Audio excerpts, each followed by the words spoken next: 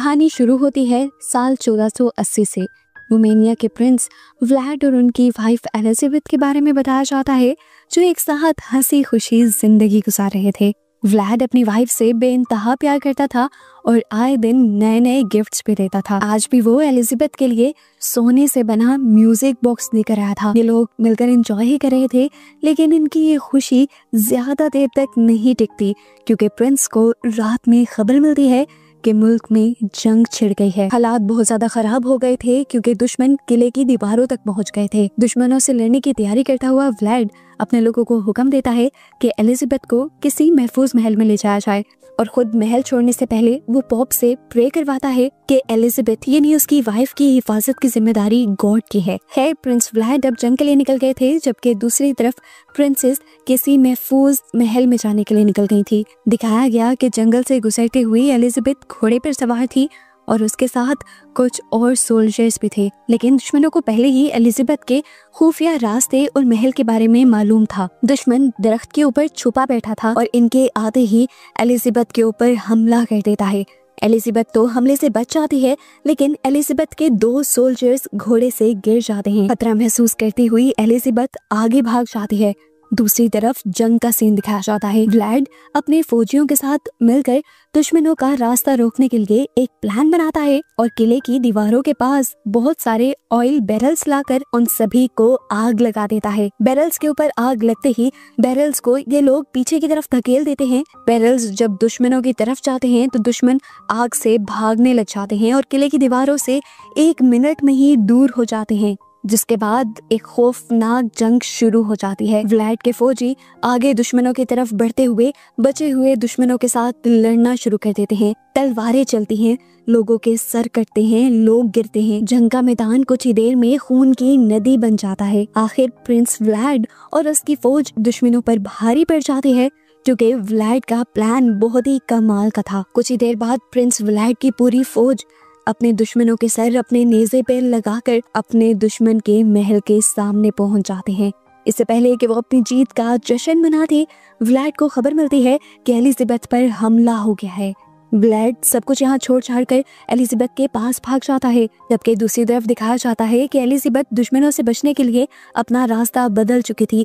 वो एक बर्फीले एरिया में चली गई थी। बिना सोचे समझे कि आगे क्या खतरे हो सकते हैं, वो तेजी से बस अपना घोड़ा दौड़ा रही थी। जिस एरिया में इस टाइम एलिजाबेथ थी, इस एरिया को फॉरेस्ट ऑफ वुल्व्स का नाम दिया गया था, क्योंकि वहाँ पर बहुत सारे वुल्व्स यानी भेड़िए रहते थे, जिनको पकड़ने और मारने के लिए बर्फ के नीचे बहुत सारे ट्रैप्स भी लगाए गए थे। एलिजाबेथ के फौजियों के घोड़े इन्हीं ट्रैप में फंसकर गिर जाते हैं, लेकिन एलिजाबेथ इनसे बचकर आगे भागती रहती है। फिर आखिर उसका भी घोड़ा जाल में आ फंसता है। घोड़े के साथ वो भी जमीन पर गिर जाती है। दुश्मन उसे आसपास से घेर लेते हैं और ठीक उसी वक्त पर व्लाड यहाँ पर पहुंच जाता है उसे बचाने के लिए। व्लाड उसके बहुत करीब ही पहुंचने वाला था, पर व्लाड का घोड़ा भी ट्रैप में फंस गया। व्लाड ने तेजी दिखाई, घोड़े से जंप करते हुए वो भागते हुए एलिजाबेथ तक पहुंचा। एक आदमी जो एलिजाबेथ पर हमला करने वाला था, दूर से व्लाड उसके ऊपर तलवार फेंकता है और गलती से वो तलवार दुश्मन के जिस्म के आर पार होकर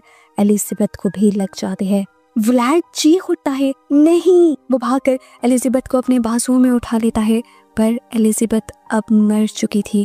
एलिजाबेथ का खून व्लाड के हाथों को लाल कर चुका था और व्लाड के आंसू अब बर्फ पर गिर रहे थे। होश में आने के बाद व्लाड फौरन पॉप के पास जाता है। गुस्से और दुख से पागल था इस वक्त वो। उसने पॉप से कहा, गॉड ने मेरी वाइफ की हिफाजत नहीं की और मैं उसके नाम पर जंग लड़ता रहा और लोगों को मारता रहा। वो पॉप का गला पकड़ लेता है और कहता है, अब करो प्रे, करवाओ कोई अपने गॉड से चमत्कार जो मेरी एलिजाबेथ को वापस ले आए। मगर अब कोई कुछ नहीं कर सकता था। पॉप भी जब चुप खड़े रहते हैं तो व्लाड अब गुस्से से फट जाता है और उनके पास ही पड़ा क्रूसीफिक्स उठाकर उनके पेट में स्टैब करते हुए उनका कत्ल कर देता है। जिसके बाद वो ऐसी भयानक हंसी हंसा था कि सब उसकी हंसी से डर गए थे। जोर से चिल्लाते हुए उसने कहा कि अब मैं गॉड को नहीं मानता। इसी टाइम तेज हवा चलती है और हम जीसस के स्टैचू से खून के आंसू बहते हुए देखते हैं। व्लाड एक और मर्तबा पागलों की तरह हंसता है और उसकी हंसी से डरकर उसके खास लोग उसे खींचकर चर्च से बाहर ले जाते हैं। और इस टाइम बताया जाता है कि व्लाड अब इंसान नहीं रहा था। वो जानता था कि हर अच्छी सोल को सदियों बाद ही सही लेकिन दोबारा इस दुनिया में आने का मौका मिलता है, और अब उसने फैसला कर लिया था कि वो अपनी वाइफ के दोबारा इस दुनिया में आने का इंतजार करेगा। अब सीन कट हो जाता है और 400 साल बाद हमें फ्रांस का सीन दिखाया जाता है। एक चर्च में एक हम साइकिक डॉक्टर को देखते हैं जो प्रीस्ट से एक खास किस्म के पेशेंट के बारे में बात करने के लिए आए थे। डॉक्टर समझ नहीं पा रहे थे कि आखिर उस पेशेंट को क्या बीमारी है, और उस पेशेंट का ठीक होना बहुत ज्यादा जरूरी था क्योंकि वो पेशेंट क्वीन ऑफ इंग्लैंड की भतीजी थी और क्वीन ऑफ इंग्लैंड उसके लिए बहुत ज्यादा परेशान भी थी। प्रीस्ट उस पेशेंट से मिलने के लिए मेंटल हॉस्पिटल आते हैं। मेंटल हॉस्पिटल में आने के बाद ये लोग एक सीक्रेट दरवाजे से होते हुए एक टनल में जाते हैं। प्रीस्ट को इस पेशेंट मारिया से मिलवाया जाता है। डॉक्टर्स प्रीस्ट को मारिया की हिस्ट्री बताते हैं कि उसने चर्च में जाकर कुछ ऐसा किया था जो उसे नहीं करना चाहिए था, और उसके बाद से वो हिस्टेरिया में चली गई थी। उसे एक ऐसी मेंटल बीमारी हो गई थी जिसकी वजह से वो कंट्रोल से बाहर हो गई थी। उसके इलाज के लिए उसके जब रिकॉर्ड्स मंगवाए गए तो पता चला कि मारिया 1795 में पैदा हुई है। ऐसा होना मुमकिन था ही नहीं। अगर वो सच में 1795 में पैदा हुई थी तो आज उसकी एज 130 साल होनी चाहिए थी, लेकिन दिखने में मारिया सिर्फ 30 साल की लगती थी। डॉक्टर प्रीस्ट से कहते हैं, यही सब तो देखते हुए मैं आपको यहाँ लेकर आया हूँ। मुझे लगता है कि ये डेविल क्रिएचर है। इन सब की बातों के दौरान ही सोई हुई मारिया उठ जाती है। प्रीस्ट अब मारिया के करीब आता है और मारिया से बात करने की कोशिश करता है। मारिया गुर्राती है तो प्रीस्ट उसके बड़े बड़े दांत देख लेते हैं, और यहाँ प्रीस्ट को पता चल जाता है कि मारिया असल में एक वैम्पायर है। प्रीस्ट काफी ज्यादा एक्साइटेड हो चुके थे और वो बताते हैं कि ये पहली वैम्पायर है जो जिंदा पकड़ी गई है। डॉक्टर्स को प्रीस्ट की बात पर यकीन नहीं हो रहा था, तो उन्हें यकीन दिलवाने के लिए प्रीस्ट विंडो खोल देते हैं और विंडो से आती हुई रोशनी मारिया की स्किन जला देती है। और ये बात तो हमें हमेशा से पता है कि सूरज की रोशनी में कभी भी वैम्पायर्स नहीं निकलते, उनकी स्किन जल जाती है, और ये सबसे बड़ी निशानी थी वैम्पायर होने की। इसके बाद प्रीस्ट जब क्रूसीफिक्स मारिया के सामने लेकर आते हैं तो मारिया गुस्से से उस क्रूसीफिक्स को जला देते हैं। प्रीस्ट जबरदस्ती अब डॉक्टर के असिस्टेंट को पकड़कर उसकी हथेली काटते हुए उसके खून के चंद कतरे मारिया को पिला देते हैं ताकि मारिया थोड़ी कंट्रोल में आ जाए। खून पिलाते हुए ही प्रीस्ट ने नोटिस कर लिया था कि मारिया की गर्दन पर बाइट के निशान थे। इससे प्रीस्ट को पता चला कि मारिया पहले एक इंसान थी और उसे किसी वैम्पायर ने काट कर वैम्पायर बनाया है। प्रीस्ट डॉक्टर को बताते हैं कि चर्च अभी भी उस वैम्पायर की तलाश में है जो सब लोगों को वैम्पायर बना रहा है। ये सब सुनकर मारिया खुद बताती है कि हमारे मास्टर एक प्रिंस हैं जो अपनी प्रिंसेस की तलाश में है, और वो अपनी प्रिंसेस को तलाश करते करते एक दिन यहाँ भी जरूर आएंगे। सीन कट होकर दूसरी तरफ हमें जोनाथन नाम के एक आदमी को दिखाया जाता है जो किसी दूसरे शहर में आया था। इस शहर में पता नहीं क्यों लोग आने से डरते थे। उसका कैरेज वाला भी आगे जाने से मना कर देता है और कहता है कि यहाँ पर भेड़िए राज करते हैं, मैं तो आगे नहीं जाने वाला। भेड़ियों से बचने के लिए वो उसे एक मिसाल दे देता है और उसका सामान भी वहीं फेंक देता है। इससे ज्यादा अजीब बात कि वो उसे क्रूसीफिक्स भी देता है, हालांकि भेड़ियों से बचने के लिए उसे किसी क्रूसीफिक्स की जरूरत नहीं थी। फिर जोनाथन अपनी मंजिल की तरफ पहुंच गया।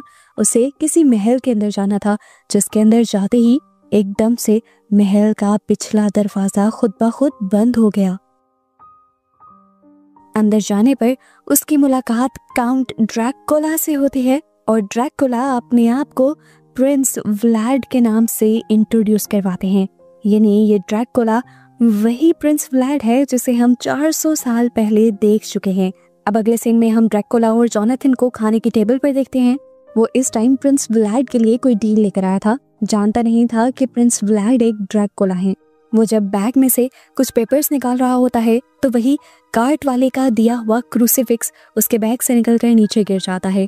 क्रूसीफिक्स को देखते हुए ड्रैकुला उससे सवाल करते हैं, क्या तुम गॉड पर बिलीव रखते हो? जिस पर वो कहता है, अरे नहीं, ये तो मुझे किसी ने गिफ्ट किया था। ये कहकर वो तो काम पे लग जाता है और ड्रैकुला उसकी मसरूफियत का फायदा उठाते हुए उसके क्रूसीफिक्स को उठाते हुए आग में फेंक देता है। इसके बाद वो जोनाथन को उसका कमरा दिखा देता है और खास तौर पर उससे कहता है कि रात को इस कमरे से बाहर मत निकलना।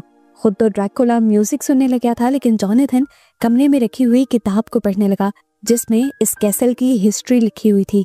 इस कैसल के एक सफ़े पर प्रिंस व्लाड की जवानी की भी एक तस्वीर होती है, लेकिन अजीब बात यह थी कि यहाँ से प्रिंसेस वाली तस्वीर गायब थी। सीन कट होकर दूसरी तरफ दिखाया जाता है कि प्रीस्ट अब मारिया के घर गए थे। प्रीस्ट मारिया के फियांसे को बताते हैं कि मारिया पहले से काफी बेहतर है, लेकिन इवल उसके ऊपर से अभी तक पूरी तरह गया नहीं, इसलिए कुछ दिन और उसे हम अपने पास रखेंगे। अब मारिया के फियांसे को बातों में लगाते हुए वो चुपके से मारिया के कमरे में भी चला जाता है। उसे यहाँ से वैम्पायर से ताल्लुक रखने वाली चीजें ढूंढनी थी और यहाँ उसे एलिजाबेथ की वही तस्वीर मिल जाती है जिसे उस बुक से फाड़ा गया था, जो बुक दूसरी तरफ जोनाथन पढ़ रहा था। अब यहाँ पर हम जोनाथन को देखते हैं जिसे नींद तो नहीं आती, तो वो इस महल में घूमने का ही डिसाइड करता है। वो घूम रहा होता है कि उसे दरवाजे के पीछे से रोशनी आती दिखाई देती है। दरवाजा खुलते ही उसे कुछ सीढ़ियां नजर आती हैं जो उसे एक बहुत ही खूबसूरत बेसमेंट के अंदर ले जाती हैं। बेसमेंट के बीच एक कॉफिन रखा हुआ था और जब जोनाथन उसे खोलता है तो उसमें ड्रैकुला सोता हुआ मिलता है। इससे पहले कि जोनाथन इस कॉफिन को बंद करता, ड्रैकुला एकदम से उसका हाथ पकड़ लेता है और उसे कहता है तुम्हें अपने कमरे को नहीं छोड़ना चाहिए था। अचानक यहाँ पर अजीबोगरीब सी क्रिएचर्स आती हैं जो जोनाथन को बेहोश कर देती हैं। इन क्रिएचर्स को गार्गल्स कहा जाता है। ये वैम्पायर क्रिएचर्स हैं और ड्रैकुला और वैम्पायर्स के लिए ही काम करते हैं। गार्गल्स जब जोनाथन को जंजीरों से उल्टा लटका रहे थे तभी जोनाथन को होश आ गया। यहाँ पर ड्रैकुला ऑर्डर देता है कि जोनाथन के नीचे एक बड़ा सा प्याला रखो और उसके बाद जोनाथन की गर्दन की नस काट दो। जोनाथन घबरा गया और ड्रैकुला को देखते उसने कहा कि गॉड इतनी खतरनाक क्रिएचर कैसे बना सकते हैं। ड्रैकुला अजीब खौफनाक हंसी हंसता है उसकी इस बात पर और फिर उससे कहता है अब तुम मरने वाले हो, कोई आखिरी ख्वाहिश है तो बता दो। जोनाथन को कुछ नहीं चाहिए था, हाँ, लेकिन वो ये बात जरूर जानना चाहता था कि प्रिंस व्लाड ड्रैकुला कैसे बना। वो आखिरी ख्वाहिश के तौर पर ड्रैकुला से ड्रैकुला की कहानी सुनने को कहता है। ऐसी फरमाइश ड्रैकुला से किसी ने पहली बार की थी। जोनाथन की इसी बात पर ड्रैकुला गार्गल्स को हुक्म देता है कि जोनाथन को नीचे उतार दिया जाए। अब वो जोनाथन को अपनी स्टोरी सुनाएगा। ड्रैकुला उसे जंग से लेकर वो सारी कहानी सुनाता है जिस तरह एलिजाबेथ मरी थी, जो सब मूवी में हम पहले ही देख चुके हैं। ड्रैकुला बताता है मुझे ये बात हमेशा से पता है कि अच्छी सोल्स दोबारा जरूर जिंदा होती हैं, इसलिए मैं उसका इंतजार करता रहा, लेकिन वो इंतजार ही रहा। सालों गुजर गए। ड्रैकुला अपने महल में बंद होकर रह गया। उसे अब इंसानों से ही जेलसी होने लगी थी कि कम से कम वो मरकर सुकून तो ले लेते हैं, लेकिन ड्रैकुलास तो हजारों साल जिंदा रहते हैं। ऐसे ही एक दिन उसे दोबारा तन्हाई का अटैक होता है और वो गुस्से में एलिजाबेथ की कब्र ही तोड़ देता है, लेकिन वहां तो अब एलिजाबेथ की हड्डियों के अलावा कुछ था ही नहीं। इस हरकत के बाद ड्रैकुला का एलिजाबेथ को पाने का जुनून और ज्यादा बढ़ गया और उसने एक नया प्लान बनाया। उसने एक परफ्यूम तैयार करने का सोचा, दुनिया भर में रिसर्च की और दुनिया भर के खूबसूरत और सबसे खुशबूदार फूलों से एक ऐसा परफ्यूम बनाया जो सभी को जादुई असर में डाल सकता था। वो बताता है कि मैंने उस परफ्यूम को सबसे पहले इटली में लगाया और तब सारी औरतें मेरे पीछे भागने लगी। उस परफ्यूम की स्मेल सब चीजों को ड्रैकुला के कंट्रोल में ले आती थी। उस परफ्यूम को लगाकर यहाँ तक कि ड्रैकुला पार्टीज में आए सभी लोगों को अपने इशारों पर नचा लेता था। एक दिन वो फ्रांस की ही एक ऐसी पार्टी में था, वहां पर भी बहुत सारी औरतें आई हुई थी। उसने दोबारा वो परफ्यूम लगाया और इस मर्तबा उसने देखा कि फाइनली उसे एलिजाबेथ मिल गई। वो उसके पीछे गया। उसने जब उस औरत को हाथ लगाया तो पता चला कि ये एलिजाबेथ नहीं थी। वो मंजिल के इतने करीब आकर पीछे गया था कि अब बुरी तरह टूट गया था। अब खुद उसके अंदर तलाश करने की हिम्मत खत्म हो गई, तो उसने एक नया प्लान बनाया कि वो औरतों को ही एलिजाबेथ की तलाश में लगा देगा। बस यही सोच उसके दिमाग में आई और उसने उस पार्टी में आए सभी लोगों को काटना शुरू कर दिया और सभी को काट काट कर वैम्पायर बना दिया। इसी पार्टी में मारिया भी थी और मारिया भी उसी दिन वैम्पायर बनी थी। अब क्योंकि इतनी सारी औरतें उसके लिए काम करने वाली थी तो ड्रैकुला की उम्मीद बढ़ गई। ड्रैकुला काफी बूढ़ा भी हो चुका था, तो उसने फैसला किया कि अब वो अपने कैसल से बाहर नहीं निकलेगा। उसने अपना काम गार्गल्स से करवाना शुरू कर दिया। गार्गल्स उसके लिए बहुत सारी दौलत लाने लगे और इसी दौलत का इस्तेमाल उसने किया एलिजाबेथ को ढूंढवाने के लिए। जोनाथन ड्रैकुला से कहता है मैं समझ सकता हूँ आपकी मोहब्बत, प्यार ऐसा ही जनूनी होता है। मुझे इसलिए पता है कि मैं भी अपने फियांसे से बहुत ज्यादा प्यार करता हूँ। ये कहते हुए वो अपना लॉकेट ड्रैकुला को दिखाता है जिसमें उसके फियांसे की पिक्चर थी। ड्रैकुला ने जैसे ही उस तस्वीर को देखा तो वो पागल हो गया, क्योंकि तस्वीर में दिखने वाली लड़की यानी जोनाथन की फियांसे ही असल में एलिजाबेथ थी। जिसका दोबारा जन्म हुआ था, यानी एलिजाबेथ दूसरी मर्तबा पैदा हुई थी जोनाथन की फियांसी की शक्ल में। जोनाथन को ड्रैकुला की बातें समझ नहीं आती और ड्रैकुला जोनाथन को प्यार करते हुए उसकी जान बख्श देता है, क्योंकि उसकी वजह से ही तो वो अपने सालों के बिछड़े हुए प्यार एलिजाबेथ से मिला है। अब क्योंकि उसकी तलाश खत्म हो गई थी तो उसे जल्दी जल्दी खूबसूरत बनना था और जल्दी से जवान होना था, जिसके लिए उसे बहुत सारे खून की जरूरत थी। वो सभी गार्गल्स को काम पे लगा देता है, जबकि हमें दोबारा पेरिस का सीन दिखाया जाता है, जहाँ पर प्रीस्ट सभी लोगों को एलिजाबेथ की पिक्चर दिखाते हुए कहते हैं कि हमें ऐसी औरत ढूंढनी होगी। ड्रैकुला इस औरत की तलाश में है और हम ऐसी औरत को ढूंढते हुए ड्रैकुला तक पहुंच सकते हैं। प्रीस्ट बताते हैं कि ड्रैकुला असल में ड्रैकुला पैदा नहीं हुआ था, वो एक आम इंसान था, लेकिन उसने गॉड के साथ बहुत बुरा किया, जिसकी वजह से उसके ऊपर कर्स आ गया और वो ड्रैकुला बन गया। प्रीस्ट बताते हैं कि उनकी होली बुक्स के मुताबिक अगर वो ड्रैकुला को मार दे तो उसके बनाए सभी वैम्पायर्स भी दोबारा से इंसान बन जाएंगे, और अगर ड्रैकुला चाहे और दिल से गॉड से माफी मांग ले तब भी गॉड उस कर्स को ना सिर्फ ड्रैकुला के ऊपर से खत्म कर देंगे, बल्कि ड्रैकुला ने जिन जिन को वैम्पायर बनाया है उन सब पे से भी वो कर्स खत्म हो जाएगा। अब एलिजाबेथ की पिक्चर यहाँ पे खड़ा हुआ डॉक्टर का असिस्टेंट देखता है और कहता है, अरे क्या कोइंसिडेंस है, बिल्कुल ऐसी ही शक्ल की एक औरत वेटिंग एरिया में आई है मारिया से मिलने के लिए। मारिया और वो लड़की बहुत अच्छे दोस्त थे और हमें पता है कि वो लड़की है जोनाथन की फियांसे। नेक्स्ट सीन में दिखाया जाता है कि ड्रैकुला एक फकीर का भेष बनाते हुए चर्च के अंदर घुस आता है। अंदर आते ही वो अपना वही जादुई परफ्यूम लगाता है, जिसकी वजह से सारी नन्स उसके आगे पीछे पागल हो जाती हैं और वो आखिर सबका खून पीने लग जाता है, क्योंकि उसे ज्यादा सा खून पीकर जवान जो होना था।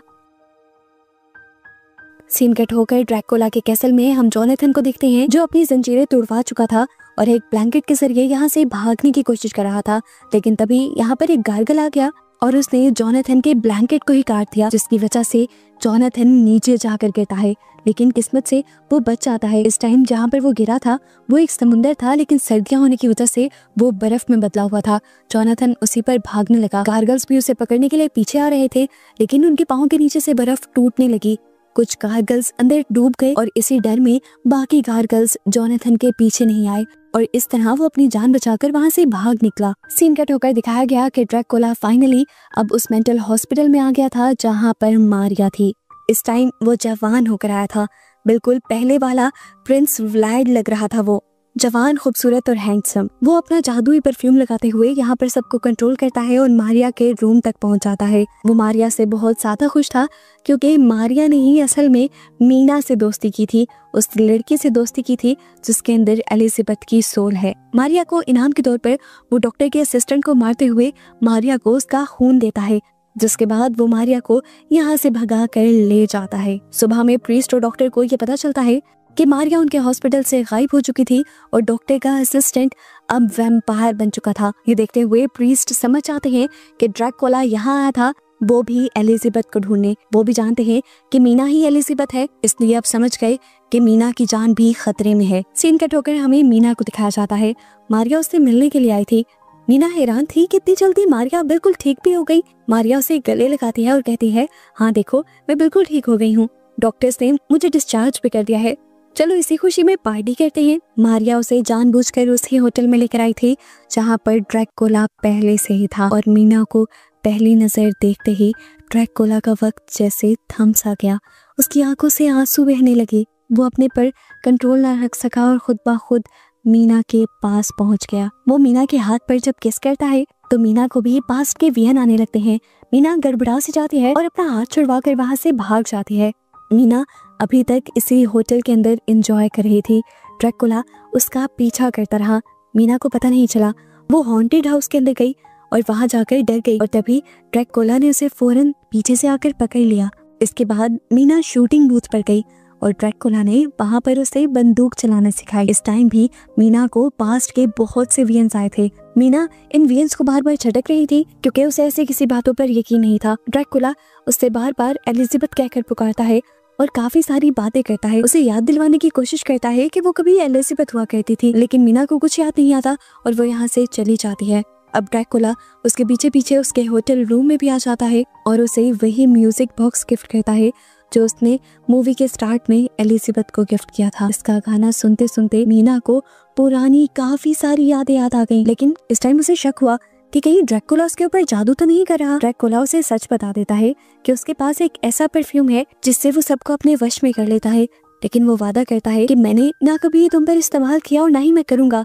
ये कहते ही उसने वो परफ्यूम आग में डाल दिया, क्योंकि ये परफ्यूम उसने बनाया ही सिर्फ एलिजाबेथ को ढूंढने के लिए था। मीना अब कंफ्यूज हो जाती है और यहाँ से भाग जाती है। घर जाते ही वो देखती है कि उसका फियांसी जोनाथन घर आ चुका था, जो काफी बुरी हालत में था। प्रीस्ट और डॉक्टर उसका इलाज कर रहे थे। प्रीस्ट अब मीना को सारी बात बताता है कि जोनाथन एक ड्रैकुला से बचकर आया है, जो ड्रैकुला परफ्यूम से अपने लोगों को कंट्रोल करता है और उनको बाद में काट कर वैम्पायर बना देता है। मीना कंफ्यूज हो चुकी थी, यानी ड्रैकुला जो सब कुछ कह रहा था वो सच था। कंफ्यूज होकर वो जोनाथन को छोड़कर रूम में चली गई। उसने दोबारा म्यूजिक बॉक्स खोला और गाने सुनते हुए उसे सारे वो पुराने वियंस याद आ गए। अभी वो इन वियंस में खोई ही हुई थी कि एकदम से ड्रैकुला उसके सामने भी आ गया। वो घबरा कर पीछे हो गई, पर ड्रैकुला ने उससे कहा, तुम जो कुछ सोच रही थी मैं जानता हूँ और वो सब सच है। ये कहते ही दोनों काफी करीब आ जाते हैं, और जब मीना को भी ये एहसास हो जाता है कि ड्रैकुला ही उसका असली प्यार है, तो वो भी ड्रैकुला को गले लगा लेती है। ये दोनों काफी वक्त एक साथ गुजारते हैं, और ऐसे ही एक वक्त में ड्रैकुला उसकी गर्दन पर काट कर उसे वैम्पायर बना देता है। मीना कंफ्यूज थी। ड्रैकुला ने उसे कहा, मैंने तुम्हें अपना शिकार नहीं बनाया और ना कभी बनाने का सोचा। मैं बस तुम्हें अपने जैसा बना रहा था ताकि तुम और मैं हजारों साल एक साथ लंबी जिंदगी जिए। यहाँ बाहर प्रीस्ट को भी उसी परफ्यूम की खुशबू आ चुकी थी जो ड्रैकुला लगाता था।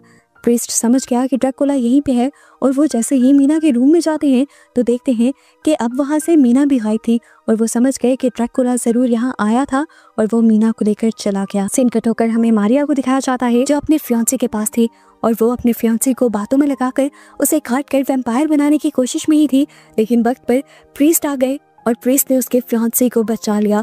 मारिया गुस्से से पागल हो गई अपना प्लान फेल होता देखकर। गुस्से में वो प्रीस्ट को मारने के लिए प्रीस्ट की तरफ बढ़ी। इससे पहले कि वो कुछ कर देती, जोनाथन तलवार से उसका सर काट देता है। उसका सर और जिस्म बिल्कुल अलग अलग हो गए थे, फिर भी उसका जिस्म बहुत तेजी से हिलता रहा। प्रीस्ट समझ गए कि ऐसे वो नहीं मरने वाली, इसीलिए वो अपना क्रूसीफिक्स उठाकर उसके दिल के अंदर स्टैब कर देते हैं, और तब जाकर उसकी जान खत्म होती है। सीन कट होकर हमें रोमानिया का सीन दिखाया जाता है, जहाँ कैसल में आज काफी हलचल थी। 2 कॉफिन निकाल कर कैसल के अंदर लेकर आए जाते हैं, जिसके अंदर ड्रैकुला और मीना थे। कारगिल्स उन्हें मिलते हैं और वो लोग मीना का बहुत अच्छे से वेलकम भी करते हैं। मीना के लिए उन्होंने एलिजाबेथ के कपड़े भी तैयार किए हुए थे, जिसे मीना पहन लेती है। इससे पहले कि ये लोग अपनी खुशी के अंदर मगन हो जाते, इसी वक्त प्रीस्ट और उसकी टीम अपने सोल्जर्स के साथ इस कैसल पर हमला करने के लिए पहुंच जाती है, क्योंकि प्रीस्ट का मिशन था ड्रैकुला और उसके वैम्पायर बनाए सभी लोगों के ऊपर से उस कर्स को उतारना, जो कर्स ड्रैकुला के ऊपर था। कैसल पर हमला करने के लिए बहुत सारे सोल्जर्स आए थे, बहुत सारी तोपें और गोलियां चलती हैं यहाँ पर, और इन सोल्जर्स से आकर गार्गल्स लड़ते हैं। यहाँ पर एक भयानक जंग शुरू हो जाती है और मीना इस सब से काफी ज्यादा घबरा जाती है। ड्रैकुला मीना को समझाते हैं कि कुछ नहीं होगा, तुम यहाँ अंदर ही रहना, मैं कुछ देर में आता हूँ। ये कहते हुए तलवार लेकर ड्रैकुला बाहर निकल आया और अपनी तेज तलवार को घुमाते हुए उसने चंद ही सेकंड में अपने सामने आने वाले सभी सोल्जर्स को मार दिया। यहाँ पर मारिया का फियांसी ड्रैकुला के ऊपर गोली चलाता है, तो ड्रैकुला के ऊपर किसी भी गोली का असर नहीं होता। उल्टा ड्रैकुला अपनी तलवार घुमाते हुए उसी से उस लड़के का सर और जिस्म अलग अलग कर देते हैं, यानी उसे मार देते हैं। इस टाइम पर डरते हुए प्रीस्ट ड्रैकुला के पास आते हैं। वो ड्रैकुला से कहते हैं, तुम ऐसे इन लोगों को मत मारो। ड्रैकुला कहता है, मैं भी किसी को मारना नहीं चाहता और ना ही मैं अब किसी को वैम्पायर बनाऊंगा। मैंने जो भी किया बस अपनी वाइफ एलिजाबेथ को पाने के लिए किया। पर प्रीस्ट उसे बताते हैं कि उसको पाने के लिए तुमने काफी सारे लोगों को वैम्पायर बना दिया, और अब तुम नहीं जानते कि वो वैम्पायर्स कैसी तबाही मचाएंगे इस दुनिया में। इनकी बातों के दौरान अंदर से मीना की चीख सुनाई देती है। ड्रैकुला भागकर मीना के पास आता है और मीना को गले लगा लेता है। यहाँ पर मीना और ड्रैकुला आपस में प्यार की बातें करते हैं और मीना ड्रैकुला से कहती है, मुझे छोड़कर कभी मत जाना। अब ड्रैकुला भी उसे कहता है, कभी नहीं जाऊंगा। ये लोग बात कर रहे थे कि प्रीस्ट ने दोबारा ड्रैकुला को बताया और कहा कि तुम्हें वो करना चाहिए जो सही है। तुम अगर वो करोगे जो सही है तो तुम अपने मकसद को भी पा लोगे। दूसरी दुनिया में तुम्हें तुम्हारी वाइफ एलिजाबेथ भी मिल जाएगी और यहाँ ये दुनिया भी सेफ रहेगी। ड्रैकुला इस टाइम प्रीस्ट की बात मानते हुए गॉड से माफी मांग लेते हैं और इसी टाइम फिर प्रीस्ट ड्रैकुला के दिल के अंदर अपना क्रूसीफिक्स स्टैब कर देता है। मीना कमरे के अंदर से जब ये सब देखती है तो टूट जाती है। वो खींचते हुए ड्रैकुला की बॉडी को अंदर ले आई। अपना प्यार मिलने के बाद वो इस तरह उसे जाता हुआ नहीं देख सकती थी। आखिरी मर्तबा ड्रैकुला ने उससे प्यार का इजहार किया और ड्रैकुला की बॉडी बूढ़ी होते होते राख में बदल गई और यहाँ से उड़ गई। मीना रोते रोते पागल हो गई और जोनाथन मीना को किसी दूसरे के लिए इस तरह रोते हुए देखकर टूट गया। हमें कैसल के बाहर का सीन दिखाया गया जहाँ पूरी तरह अंधेरा छा चुका था और ड्रैकुला की ऐश हवा में उड़ रही थी। सभी गार्गल्स अब इंसानी बच्चों में बदल गए थे और सभी वैम्पायर्स भी वापस इंसान में बदल गए थे और बस इन सबको दिखाते हुए ही ये मूवी यहाँ खत्म हो जाती है।